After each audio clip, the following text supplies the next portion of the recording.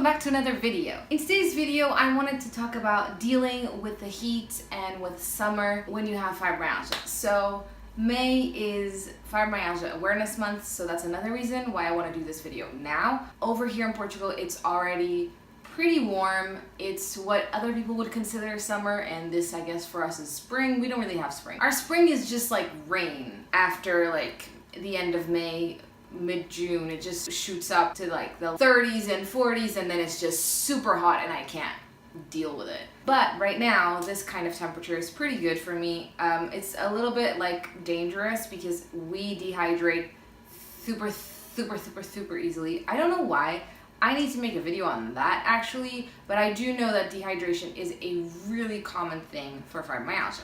I think one of the reasons is because we have really bad sleep and we just generally don't sleep very well, and sleep deprivation of any kind leads to dehydration. So I think that's one factor for sure. We often have problems with our autonomic nervous system, which is the part of the nervous system that basically takes care of everything that's automatic, taking care of your blood pressure, taking care of like your heartbeat, of your breathing and things like that. And a lot of us have problems with that system, especially with the part of it that is supposed to remind us of like our bodily functions, telling you you're hot, telling you you're cold, letting you know you're hungry and thirsty, and like a lot of us have a hard time with that. And I've noticed that's a trend, is that a lot of us with fibromyalgia just forget that we're thirsty, like we just don't realize that we're dehydrated, and that obviously leads to more dehydration. And it's just hard for us to keep on track of that because there's just like, it feels like there's all these things fighting against us. And I found that I have to like schedule my hydration and like really plan to drink water, otherwise I'll forget. I noticed that if I don't drink enough water one day, I might be okay, but if I don't drink enough water 2 days in a row, I start getting really bad headaches and I feel really unwell. For example, today I still have a light headache even though I've been drinking a lot of water. So, but yeah, I just want to talk about that a little bit, give you some info and some tips and some advice from somebody who lives in a hot climate and how I handle it. The first thing, which we already like got into, was so the first thing that I already mentioned briefly, not so briefly, I don't know, doesn't matter, is drinking a lot of water. Now, this is obviously the base of us dealing with the heat. I think like ideally a person should drink a bare minimum of 1 liter a day. Ideally, I think between 1 and 2. It depends then if you have like other problems, other health issues, you might need to drink more or drink less. I find that my best days are when I drink around 2 liters. You know, if you eat fruits, if you eat things which have a high water content, it will help you stay more hydrated, obviously. When I moved to England, I noticed that a lot of people didn't like the taste of water and they didn't like drinking water. And it always baffled me because I don't think water tastes like anything, it just tastes like water. And over here for us, like we are all forced to drink water. As kids, like our parents always make us drink water and stuff like that. And I don't think there's a Portuguese person that thinks of water as like a flavor thing and like something you can not like. It's just like there. I think there are such things as like flavored waters and waters with like fruit scents and things like that. So if you don't like the flavor of plain water, go for that. Coconut water is really good as well for hydration because coconut water has a little bit of sugar in it, and like if it's good quality coconut water, it should be like natural sugars, and those are good if you have a hard time like remembering to eat and things like that. So if you're going to the beach and you're going to be there for a long time, like that could be a really good thing to keep you like hydrated and your sugar levels up. So what we normally do in our house is we buy these like big bottles of water. These are like 5 liters each. You can get cheaper brands and you can get 6 and 7 liters as well. The reason why we buy this one, we always get this brand specifically, is because one, the 5 liters is pretty much as I can hold on to. And even on worst days, my partner has to fill up our water bottles for me because I can't like pick up a 5 liter bottle. And the other reason is because their handles on this bottle is super big and sturdy, and it doesn't hurt my fingers, so that I can lift it really easily. Whereas other ones that are cheaper, obviously the handle is less good quality plastic and like digs into your hands, whereas this one doesn't. So that's what we do. And we go through like 2 or 3 of these a week. And a big 5-liter bottle like this is like 69 cents, something like that. So it's not very expensive. So what we do is we have a few of these like glass bottles. This one's from IKEA. You can put them in the dishwasher and wash them that way.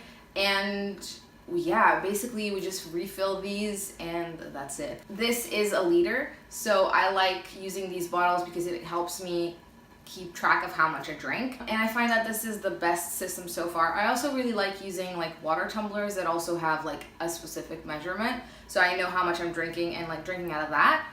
But the thing for me is it doesn't matter what container I put it into, it just matters that I have to have it in my line of sight. It has to be close to me, and when I'm sitting at the computer working, I have to have it like in my line of sight, otherwise I just forget that it's there and I don't drink. So another thing that I would say is if you're not a big fan of water, or if you forget, and if you need like exciting ways to like drink more water, flavoring your own water, which comes out a lot cheaper than if you buy bottled flavored waters.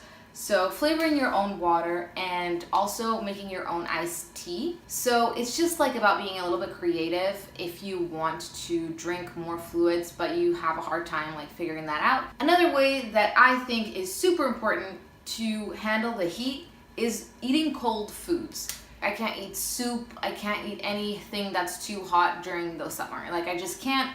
I lose a lot of my appetite during the summer, so I eat even less than I normally already do. I find that I tend to want to eat like more small things more often. So like I'll eat a yogurt here and an apple there, and like I'll just go through the day like that. Foods that I eat that really help me like combat the heat are like eating a lot of salads. I also like putting cold pasta in my salads. I also do like cold sushi bowls kind of thing. So I'll do like rice and let that cool, and I'll add like mango and other fruits, other vegetables, and fish, and I just like mix that and we eat that out of a bowl instead of like making sushi rolls kind of thing. The other things that I really like to eat are fruit. I keep all of my fruit independent of what it is. Everything goes in the fridge, because I like to get an apple and it's cold and nice and cool, and it helps me cool down. Also, it helps you keep fruit longer so it doesn't spoil as fast with the heat. Even bananas, and yes, they'll go black on the outside, but they'll still taste nice on the inside. I have tested it, you can trust me. The other thing that I'm a huge fan of in the summer is ice cream. Obviously, ice cream isn't like super healthy, so I try to make like fruit ice creams and more water-based ones where it's not dairy and sugar and stuff. I try to eat stuff with fruit. I try to make my own things. I find that I'll get really hot and I'll need to eat something really cold, and I'll just enjoy eating ice cream. And that's the only thing that I feel like eating.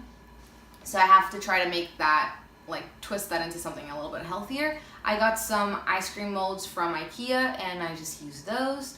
They're easy to clean, they're easy to demold, and yeah, just that's what I do. Next on my list of things that I use is this beautiful fan.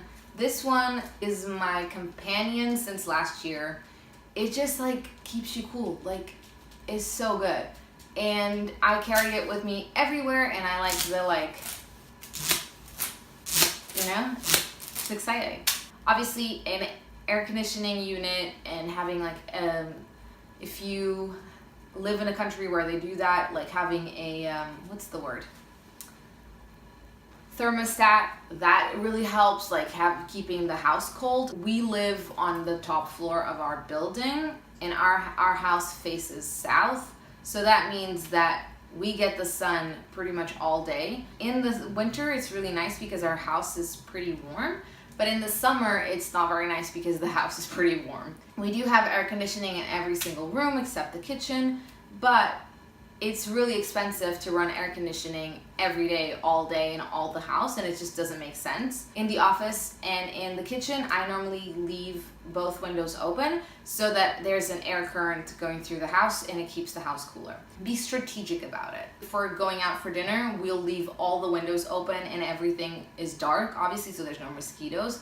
and that keeps like cold air coming into the house. But the thing is, in the afternoon when the sun is stronger, it gets really hot in the living room if we have all the shutters open.